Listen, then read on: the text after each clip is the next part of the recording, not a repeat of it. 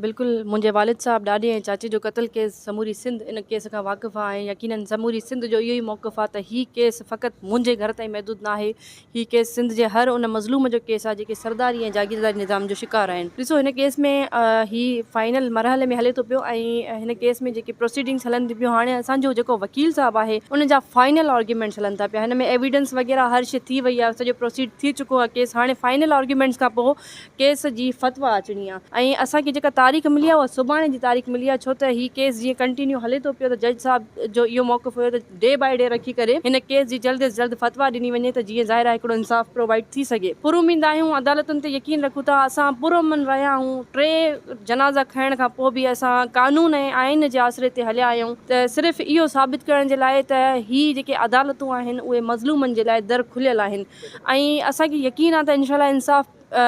Provide करे हिकिड़ो मिसाल क़ाइमु कयो वेंदो ज़ुल्म जबर ऐं ॾाढ जे ख़िलाफ़ त हीअ अदालतूं जेके आहिनि उहे मज़लूमनि जूं मददगार आहिनि।